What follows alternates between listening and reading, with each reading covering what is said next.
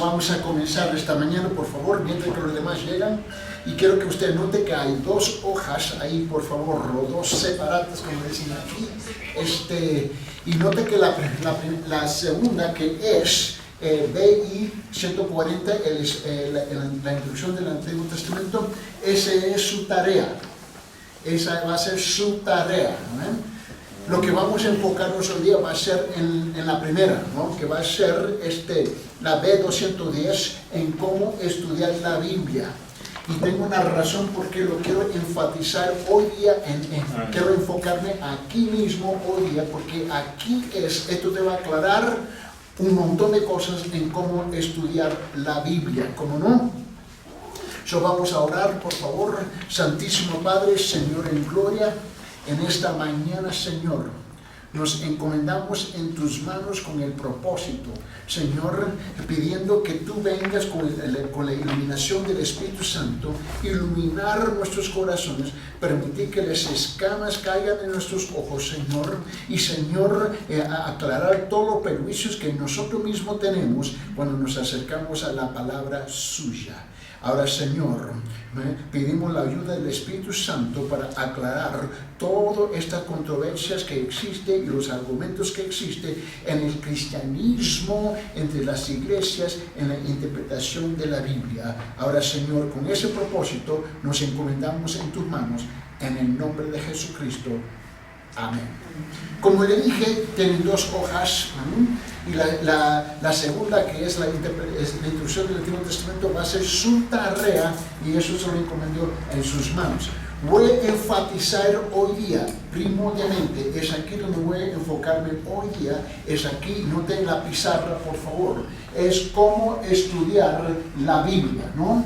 Y tenemos dos secciones que vamos a tratar hoy día. La segunda, ya hemos tratado la primera, la segunda es el estudio personal de la Biblia y la interpretación privada, el papel del maestro. Es aquí donde voy a enfocarme, el papel del maestro. Cada creyente es un maestro. Cada creyente, a mí no puede ser hombre o mujer, son maestros en la palabra. Si tiene familia, tú tienes que instruir su familia en la palabra del Señor. El problema es que estamos llenos de malos maestros, ¿no? Vagos maestros, perezosos, ¿no? Incompetentes. Porque para ser un buen maestro tienes que ser un buen alumno. Y la palabra demanda nuestro estudio. Luego vamos a entrar en la tercera parte. Es aquí donde hay todos los argumentos. Y tenemos nueve secciones aquí. La hermenéutica, la ciencia de la interpretación. Y vamos a tratar aquí 9 cosas, ¿no? La analogía de la fe. 2, interpretando la Biblia literalmente. 3, interpretación literal y análisis literario. 4, el problema de la metáfora. 5, la cuadriga medieval. Suena un poco raro, pero es un lenguaje donde hasta la fecha se usa en la teología. 6, el método gramático histórico. 7, crítica del origen. 8, paternidad literaria y fechada. Y 9, errores gramaticales. Ahora, quiero que abran sus Biblias en 2 Timoteo capítulo 2, por favor. 2 Timoteo capítulo 2. Cada creyente debe saber y conocer cómo acercarse a la Biblia. Lamentablemente, la mayor parte no saben cómo acercarse a la Biblia. Creen que es cualquier otro libro, ¿no? Y en el oeste del mundo, donde nosotros estamos, ¿no?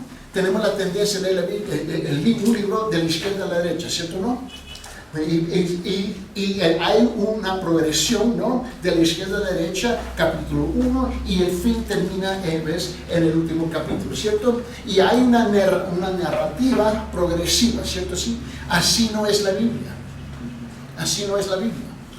El formato de la Biblia, el canón, cómo se formó la Biblia, es muy distinto, muy distinto. Tenemos que saber cómo acercarnos a ella, ¿no?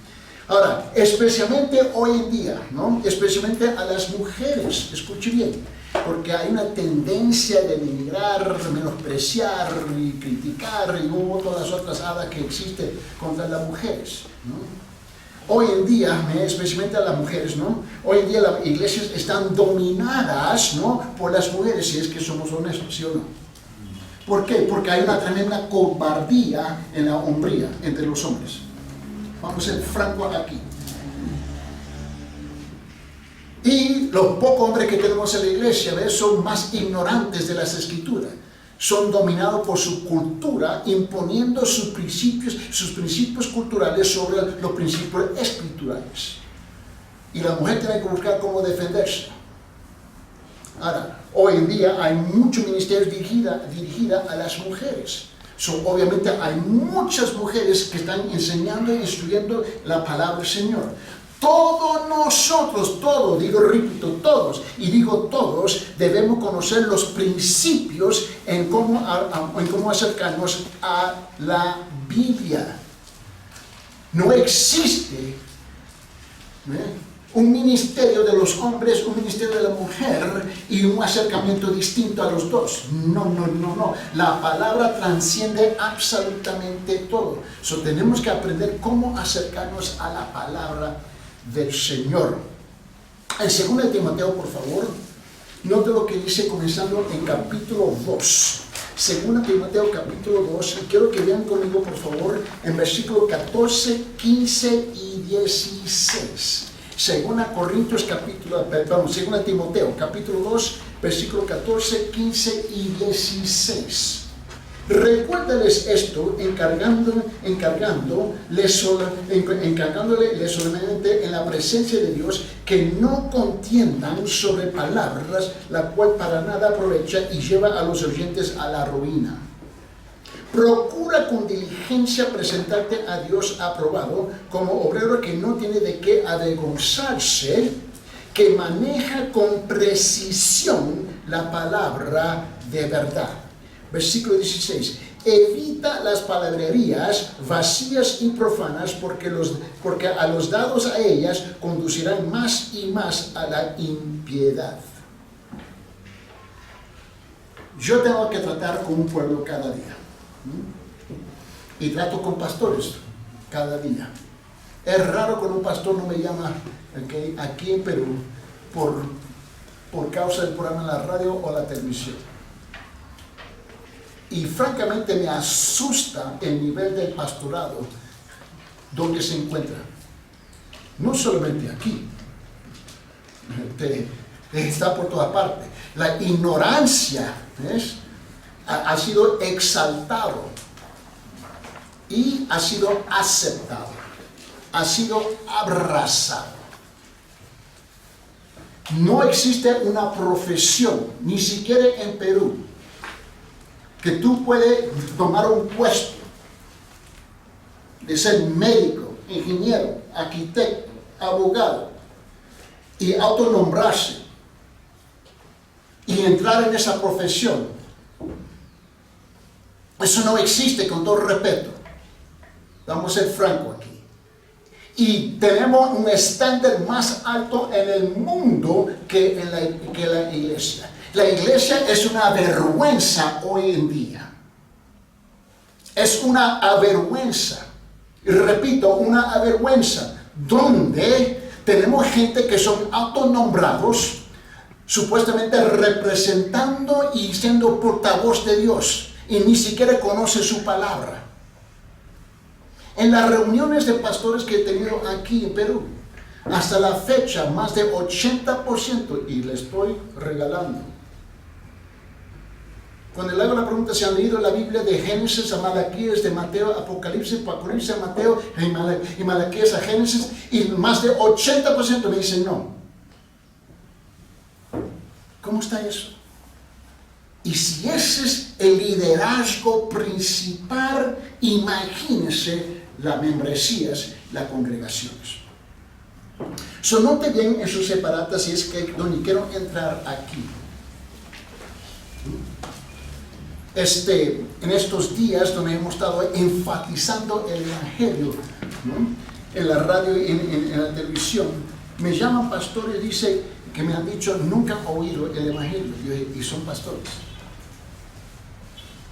Y luego quieren discutir conmigo sobre el tema del Evangelio. ¿Ok? Muéstreme donde yo estoy en error y explíqueme el Evangelio, y resulta que no lo pueden explicar.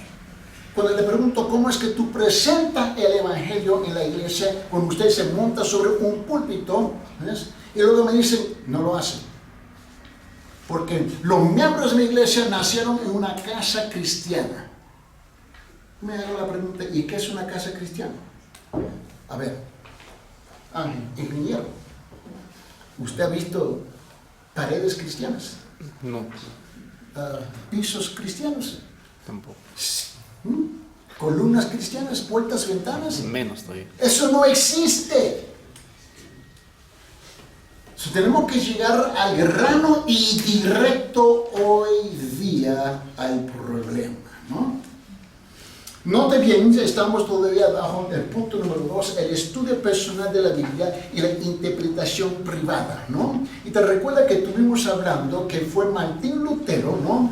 Que lanzó la primera granada que tuvo un impacto, ¿ves? Por todo el mundo. Aunque otros habían reclamado, otros se habían quejado, pero fue Martín Lutero que confrontó la institución de una religión establecida, porque esa religión había establecido una interpretación privada, y ese es el lujo que las denominaciones se dan.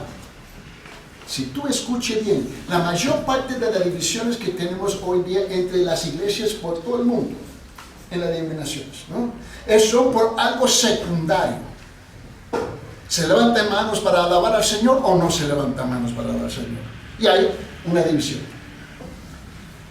Nosotros estamos metidos en una locura interminable, un pozo sin salida. Y nos seguimos dividiendo y dividiendo y dividiendo y dividiendo. ¿Hasta qué punto vamos a llegar? ¿Quién sabe? Pero estamos dando el circo completo de la locura y la ignorancia. Y fue Martín Lutero que lanzó esa granada y confrontó a la religión establecida, y lo confrontó con sus propias interpretaciones, y le dijo, comprueba lo que usted dice si está en la palabra.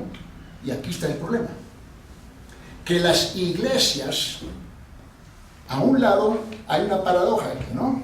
Aquí tienen sus propias verdades eclesiásticas aquí en este lado, y luego a las verdades bíblicas en este lado. Y si tienen que escoger entre los dos, esta va a ganar, la verdad eclesiástica. Y hasta la fecha tenemos el mismo problema. Hubiéramos pensado que cuando Martín Lutero lanzó esa granada en contra del establecimiento de la religión, se hubiera aclarado las cosas, y se ha puesto peor hoy día. Y estuvimos hablando de la objetividad y subjetividad. Hoy llegamos al papel del maestro, y repito como lo dije al principio, cada creyente debe saber, ¿no? Saber y conocer cómo acercarse a la Biblia, cada uno sentado en las bancas de una iglesia. Y yo estoy harto hasta acá arriba cuando hablo con pastores y me dice que mi pueblo, cuando tú comienzas a hablar con mi pueblo ya se terminó todo. Es que mi pueblo no tiene mucha educación, y que mi pueblo es pobre, y que mi pueblo esto, y que mi pueblo no entiende. Bueno, en ese caso, varón, tú debes de renunciar, porque lo que tú estás haciendo es insultando al Espíritu Santo, diciéndole que el Espíritu no es capaz de alcanzar el entendimiento del corazón del pueblo. El pueblo es inteligente. El problema quizá que no tenga la educación formal, pero es inteligente. Por favor, dejemos de tratar a la gente de la clase secundaria, tercera hasta la quinta, diciendo que no son esto, cuando lo son. Quizás no tienen la educación formal que usted tiene, pero ellos entienden porque la palabra fue escrita a nivel del hombre común y corriente. Vamos a hablar de esto en el papel del maestro, por favor, y noten en sus hojas de instrucción, en sus separatas. En las iglesias reformadas del siglo XVI se hizo una distinción entre dos clases de ancianos. Ancianos que enseñaban y ancianos que gobernaban. Hay dos clases de ancianos. Aquellos que van a administrar la iglesia, ponerle la estructura y las reglas de la iglesia, manejar el personal, ¿no? Y luego el otro es el maestro principal de la iglesia, el predicador principal de la iglesia. Eso fue establecido ya más de 500 y pico de años atrás. ¿Por qué? Porque lo sacan del Antiguo Testamento. Los ancianos que gobernaban eran llamados a administrar a los asuntos de la congregación. Los maestros o pastores eran responsables primordialmente de la enseñanza y de equipar a los santos para el ministerio. La última década ha sido una época extraordinaria de renovación de la iglesia en muchos lugares. Las organizaciones paraministeriales, ¿no?, tales como la Fe en Acción es un ejemplo, han hecho mucho para restaurar el significado del laicado para la iglesia local, donde el laico ha sido levantado al nivel que el laico está igualito al pastorado hoy en día, y por eso se tiene el lujo de decir: yo siento, yo pienso, yo opino. Eso no existe en ninguna otra profesión. Las conferencias para la renovación de los laicos son ya comunes. El énfasis ya no recae tanto sobre los grandes predicadores, sino en los grandes programas para y por laicos. Esta es la era no del gran predicador, sino de la gran congregación. Y si tú notas las constituciones que han sido escritas por las iglesias, le dan todo el dominio, toda la razón, todo el poder a la iglesia, a la membresía, y el pastor se tiene que someter a ellos. Lo que hemos hecho ahora, en los últimos 50 años, hemos puesto el coche enfrente del caballo. Por razón no funciona. Y la iglesia tiene el lujo hoy día de decir: no me gustó lo que él dijo. Tomamos voto y lo sacan. Y traen otro payaso, otro papito que viene, no me gusta, y lo sacan. No me gusta y lo sacan. Y esa es la política que tenemos en la tierra hoy en día, aún en este país, ¿cierto sí o no? Lo estoy mintiendo. La constitución significa nada. Y si no tenemos el poder, cambiamos la constitución. Este es el juego que tenemos ahora en las iglesias. El problema es que la iglesia no es nuestra, es de Dios. Es de Dios. Uno de los efectos más significativos del movimiento de renovación de laicos ha sido la práctica de grupos de estudio de la Biblia en los hogares. Aquí, en una atmósfera de convivio y informalidad, la gente de otra manera no estaría interesada en la Biblia. Ha dado grandes pasos en su aprendizaje. La clave de la dinámica del grupo reducido recae básicamente sobre el laico. Los laicos se enseñan unos a otros o combinan sus propias ideas en estos estudios bíblicos. Solo que tenemos el ciego dirigiendo al ciego. Lo que tenemos es el ignorante y dirigiendo al ignorante. El que opina dirigiendo a los demás que opinan. Eso es lo que tenemos hoy en día. ¿Cómo sientes, hermano? ¿Cómo te sientes, hermana? ¿Cómo le parece este pasaje? ¿Cómo lo aplacaría y lo implementaría en tu vida? Bueno, yo creo que es así. Y cuando el líder principal de la iglesia dice algo a lo contrario, ya el grupo ya está en contra porque ya formalizaron sus sentimientos.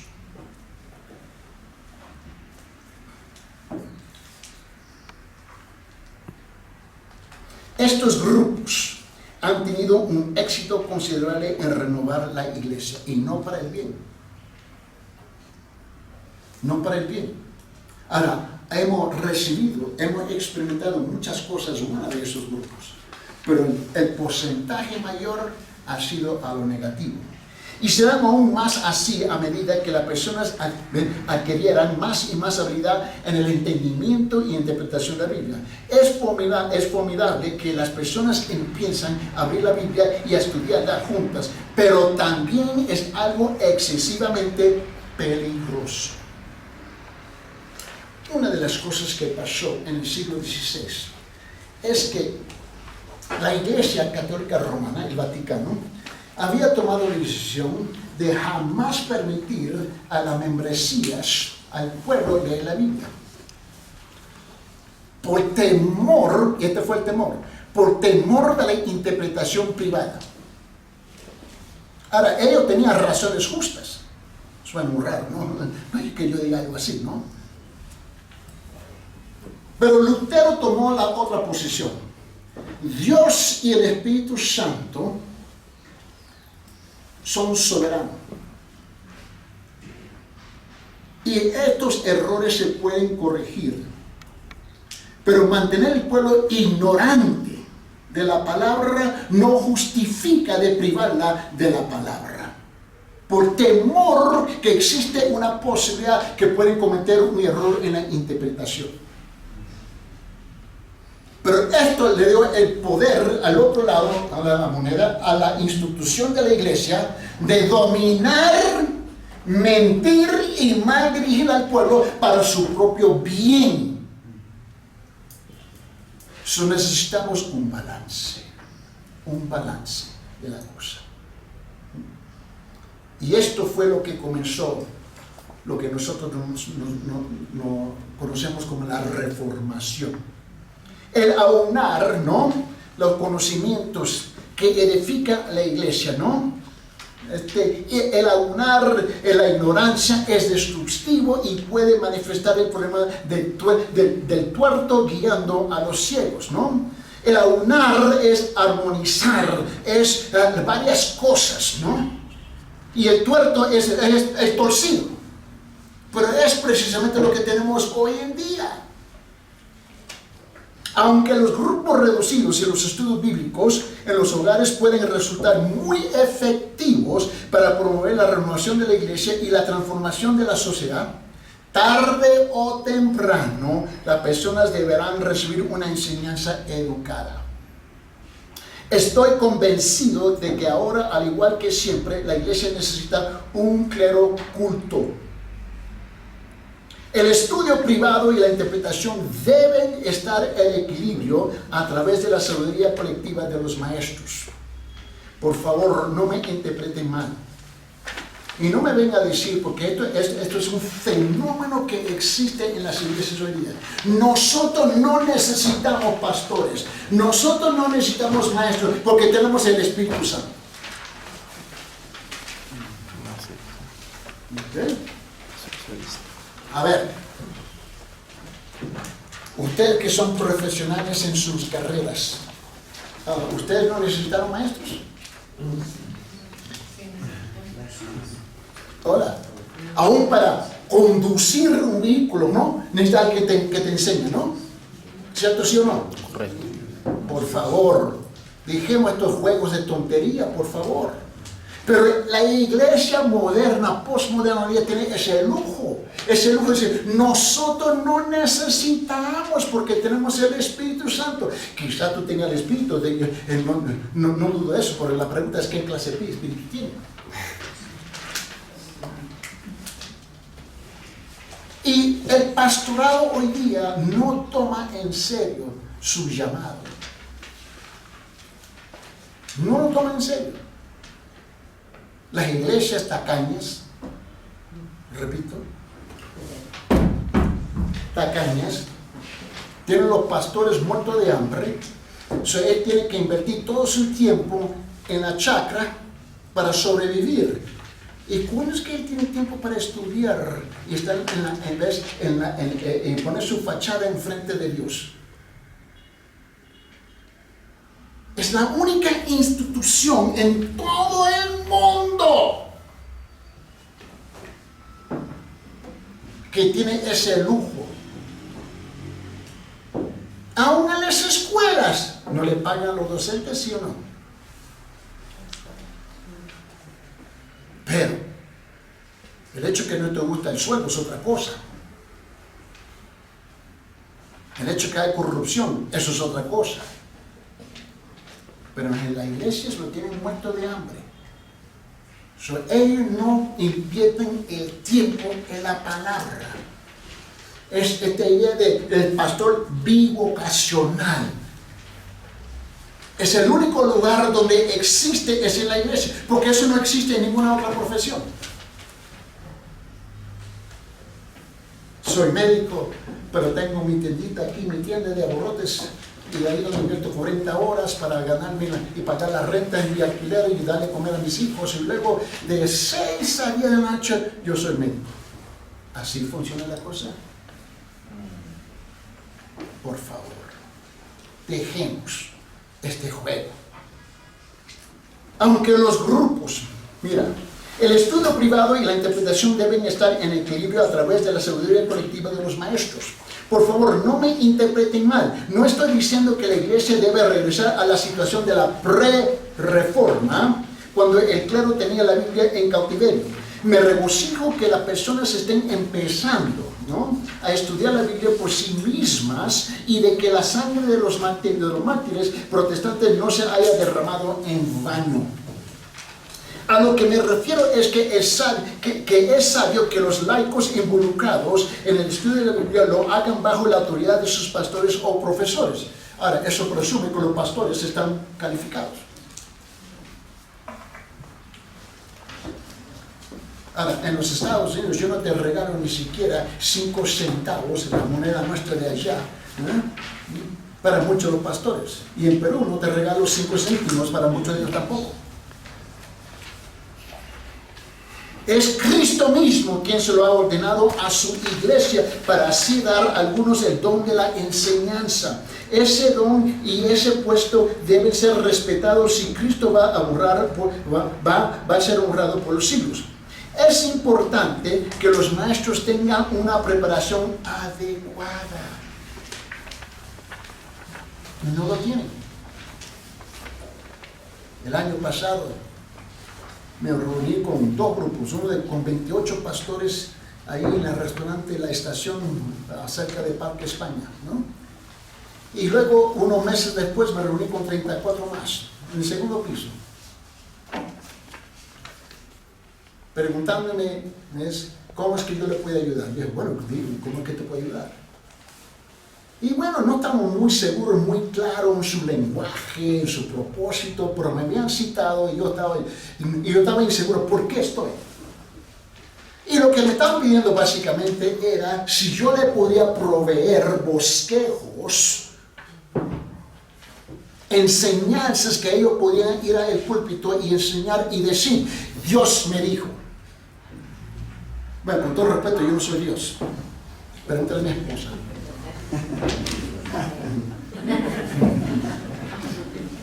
¿Te sometes o te someto? Estoy sometido. Estoy Eddie sometido y Ildefonso. Chiquita pero picosa, ¿no? Pero note bien, pero yo no soy Dios. Y le dije, bueno, que en ese caso, mis hermanos, ¿cuántos años? El primer grupo de 28 pastores, le dije, quiero que sea una encuesta aquí, pequeñita. Le dije, bueno, ¿cuántos de ustedes, déjame ver, cuántos años, pues vamos a decir, cuántos años está pastorando? ¿Y cuántos años está? Y así fui, uno por uno. Y el promedio era 11, 12 años pastoreando. Ok. Muy bien, segunda pregunta. ¿Cuántos de ustedes han leído de Génesis a Malaquías, completamente palabra por palabra? Ni una mano se levantó. 11, 12 años en el pastorado. Okay. Bueno, aquí hay posibilidades. Cuando ustedes han leído de Mateo Apocalipsis, una mano. Esta es la condición de la iglesia. Y no tenemos la vergüenza. No le hice la pregunta cuánto han estudiado, cuánto han leído. Estudiar, olvídate. Es importante que los maestros tengan una preparación adecuada, por favor. Es cierto que ocasionalmente aparecen algunos maestros que, aunque sin instrucción ni entrenamiento, poseen, no obstante, una extraña visión intuitiva acerca de las escrituras. Pero esto se encuentra muy de tarde en tarde. Más bien, el problema es de individuos que se autodenominan maestros y que simplemente no están calificados para enseñar. Y esta es la condición de la mayor parte de las iglesias hoy en día. Son charlas de motivar. Eso es lo que es. La iglesia es el lugar que cada vez que tú entras, si es una iglesia llena de la palabra del Señor, una iglesia donde tú siempre estás incómodo. Pero los cobardes que somos, repito, los cobardes que somos, queremos asegurar que tú te sientes bien todo el tiempo. Porque estamos preocupados por tus sentimientos, por su autoestima. Si ese es el caso, vete a hablar con un psicólogo mentiroso que te justifica su condición, ponerle un nombre de su condición en vez de decir que es un pecador. La iglesia debe ser el lugar que cuando tú llegas y abres la palabra del Señor, ¿no? Que tú vas a ser confrontado, insultado, ofendido en la carne. Ay, hermano, eres demasiado radical. A ver si es cierto que yo soy demasiado radical. ¿Acaso ustedes no viven el día lunes 24 horas al día en el mundo? ¿Sí o no? El día martes 24 horas al día en el mundo, ¿sí o no? A ver, el miércoles 24 horas al día en el mundo, ¿sí o no? Vamos a ver, jueves 24 horas al día en el mundo, ¿sí o no? El viernes 24 horas al día en el mundo, ¿sí o no? El sábado 24 horas al día en el mundo, ¿cierto? Y el domingo, le restan como 2 horas, porque fueron a la escuela, el dominicano o fueron al culto. Pero regresa ¿a dónde? El mundo. ¿Quién te habla la mayor parte del tiempo? El mundo. Escucha a los payasos en la radio, los otros payasos en la televisión, y repiten y repiten y repiten, y ustedes hablan de pura cultura, política, corrupción, y tu cabeza está llena y viven como el sapito. El sapo lo invita para una sauna y no se da cuenta que lo invitan para cocinar. Lo ponen en un balde, lo ponen en una olla de agua caliente y ya está disfrutando y no sabe que lo están cocinando. Y así andamos igual nosotros. Y cuando tú entras en la iglesia, tú entras con una mentalidad y sentimientos mundanos. Y luego el pastor se atreve. Que allá este es el pastor, que pantalón, ¿no? Se atreve a abrir la Biblia. ¿Y qué pasa? ¡Boom! La luz de la palabra de Dios te confronta. Y tú te sientes ofendido, insultado. Que alguien te atreve a decirte la verdad en la cara. ¿Y por qué reaccionan así? Porque han estado en el mundo la mayor parte de 7 días en el mundo y no te das cuenta que tus pensamientos y sentimientos están dominados por el mundo. Y ahora que tenemos la idea, un pastor igual mundano y te dice todo está bien, sigue adelante, todo está chévere, sigue adelante, y por temor de perder su asistencia y la poca monedita que tú le regalas,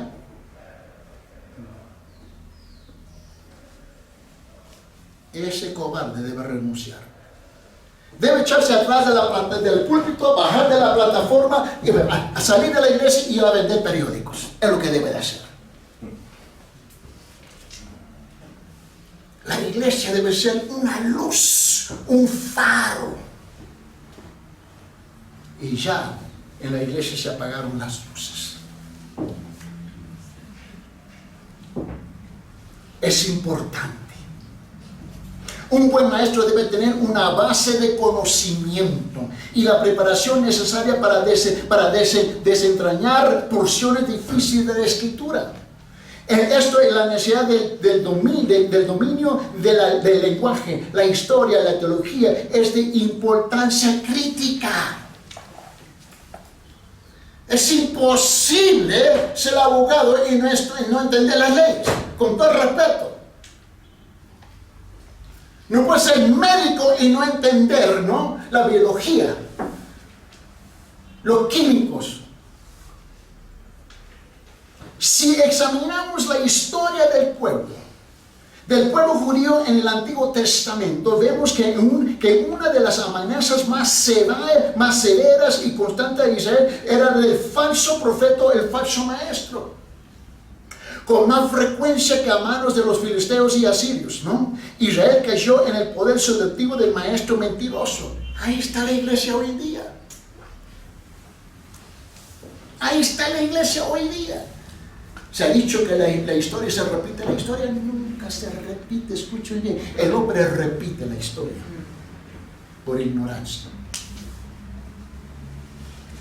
La razón por que la iglesia ha abierto las puertas, ha abrazado a los falsos maestros, los falsos profetas, los falsos pastores, es porque muchos o la mayor parte de la iglesia son falsos creyentes. Vamos a ser bien claros. Obviamente me estoy ganando muchos amigos aquí hoy día, ¿no? Con todo respeto, pero el llamado del pastor no es no ser tu amigo. Y pregunta a mi esposa, lo ha dicho por más de 30 años en las iglesias, dice, mira, ahora estoy acercando 40 años en el ministerio. Siempre le he dicho a gente, yo no soy tu amigo. Yo no ando a buscar cómo ser tu amigo. Si yo soy tu amigo, no soy tu pastor. Si no soy tu pastor, no te estoy discipulando en la palabra. ¿Ve? ¿Por qué? Porque me quiero poner de acuerdo con tus sentimientos. Para mantener la amistad.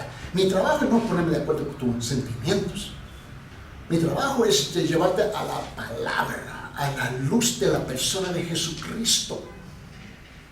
Decirte la verdad.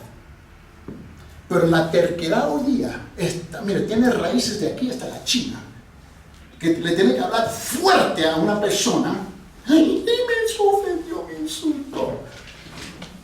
Tanto es la terquedad de la persona que tú tratas de razonar y no entra hasta que le mete la bofetada y de repente reacciona.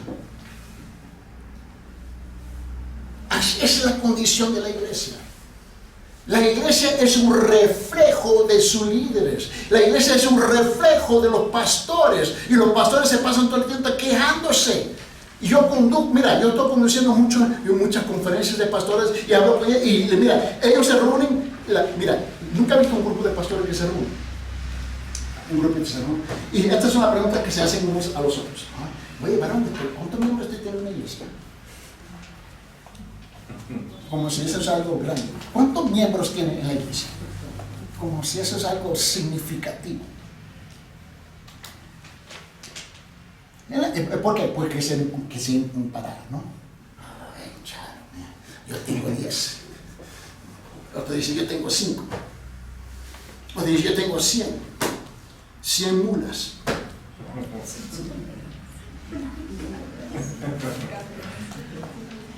Ese es el lugar de comparar, ¿no? O la otra pregunta, oye, bueno, ¿y cómo está el presupuesto de tu iglesia? Son las dos cosas principales que hablan. No le pregunta, ¿su iglesia está en un estado de santidad? No. ¿Por qué? Porque estamos más preocupados por las narices que entran y las monedas que van a dar. Ese es el motivo hoy día, no es la santidad de las almas. Y los mantenemos ignorantes de las escrituras. Mira bien. Miren. Si examinamos la historia del pueblo judío en el Antiguo Testamento, vemos que una de las amenazas más severas y constantes a Israel era del falso profeta o falso maestro. Con más frecuencia que a manos de los filisteos y asirios, Israel cayó en el poder seductivo del maestro mentiroso. El Nuevo Testamento da nota del mismo problema en la iglesia primitiva. Esto no es algo nuevo. El falso profeta era como el pastor mercenario que estaba más interesado en sus propios intereses que en el bienestar de sus ovejas. No le importaba engañar a la gente y conducirla al error o a la maldad. Ese es el problema hoy día que tenemos en las iglesias. No todos los falsos profetas hablan falsedad con fines malévolos. Muchos lo hacen por ignorancia. La ignorancia es fatal. Debemos huir tanto de los maliciosos como de los ignorantes. Tú tienes un pastor ignorante, huye, porque te va a llevar al pico, te va a llevar al precipicio y te va a invitar a brincar.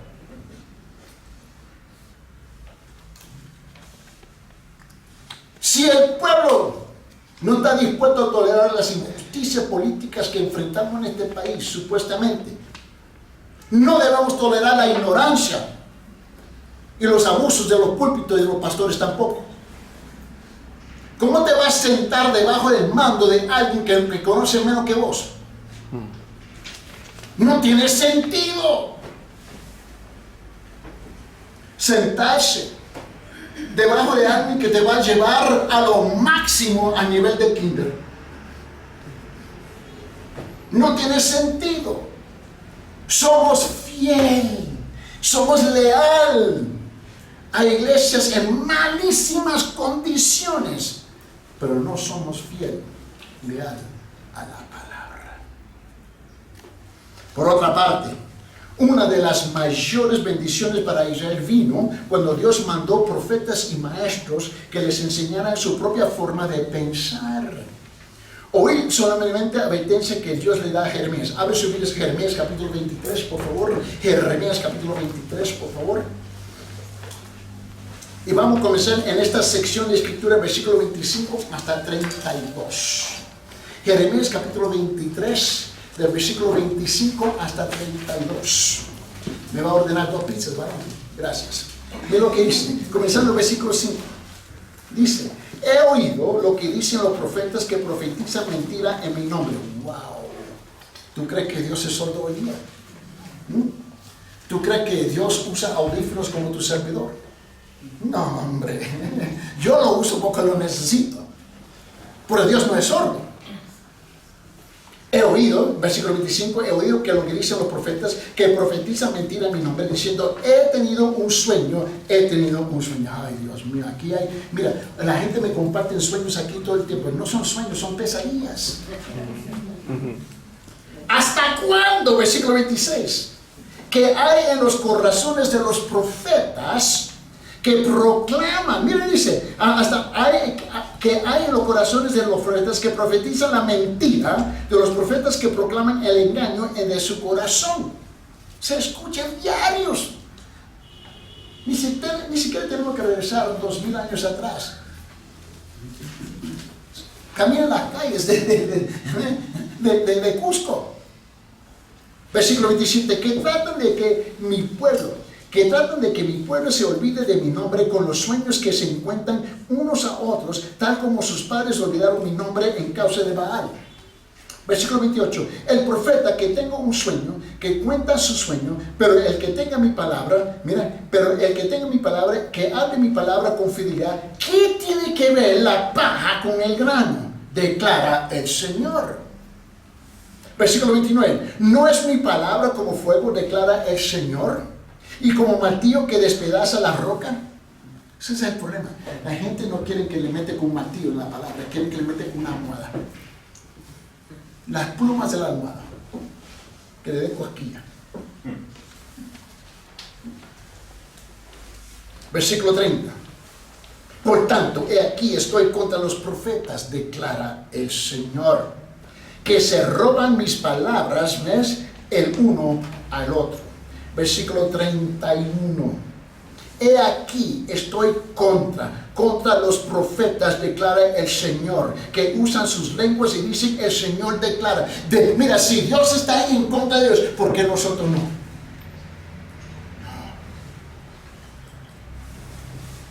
Ese es un siervo. Y la Biblia dice no debe tocar el ungido. ¿Cómo? Ese es el ungido. No, hombre, qué ungido. Ese es el ungido. Ese es el fingido, no es el ungido. Por favor. Versículo 31. Y aquí estoy contra los profetas, declara el Señor, que usan sus lenguas y dicen el Señor declara. Aquí estoy contra los que profetizan sueños falsos. ¿Declara quién?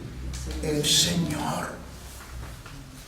Y los cuentan y hacen errar a mi pueblo con sus mentiras y sus presunciones, cuando yo no los envié ni les di órdenes, ni son de provecho alguno para este pueblo, declara el Señor. Pregunta: ¿así no estamos igual hoy día? Y somos fieles. Somos fieles a iglesias en malísimas condiciones.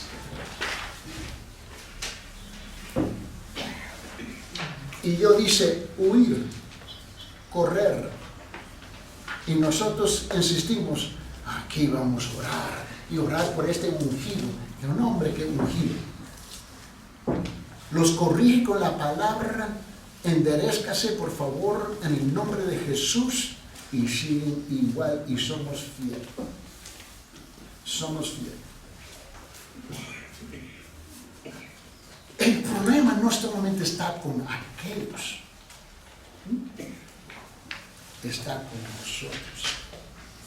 Porque nosotros le damos el permiso de mantenerse en los puestos que ellos están.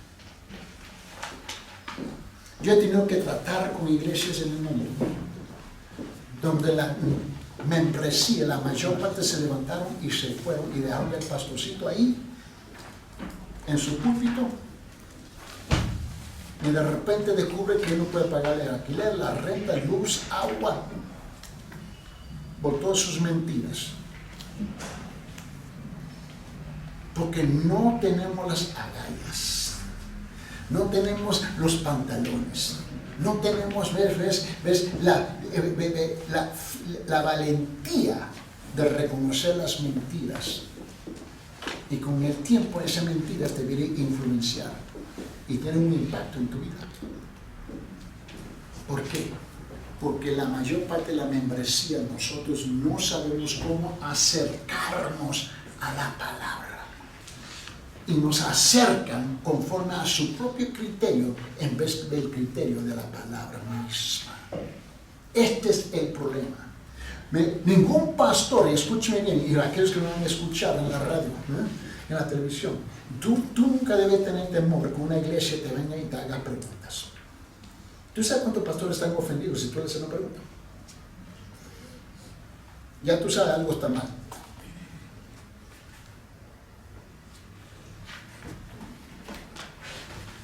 No quieren que le hagan preguntas, y mucho menos ser cuestionado. ¿Acaso aquí son robots? No, hombre. Somos seres vivientes, ¿no? Hechos conforme a la imagen del Señor Jesucristo, con un espíritu nacido de nuevo y con el propósito de ser enseñados a aprender, ¿no? Pero para aprender tenemos que preguntar, necesitamos un diálogo, ¿sí o no? Pero ¿cuántos de ellos tienen temor que tú le hagas una pregunta? Dios mío, no me hagas una pregunta. Y si hace una cita con él o con mi bebé para hacer una pregunta, te regalan 2 minutos. O te dicen a ti, es que tú no entiendes. Es que vos no tenés espíritu. No eres suficiente espiritual. Entonces, tú siempre sales el mal. Termina siendo el mal. El menos. Ese es el problema. ¿Entiendes? Debemos tener la honestidad que estamos enfrentando muchos que no saben cómo acercarse a la palabra del Señor. Vamos a tomar un receso, ¿no? De 10 minutos. es importante. Y luego regresamos.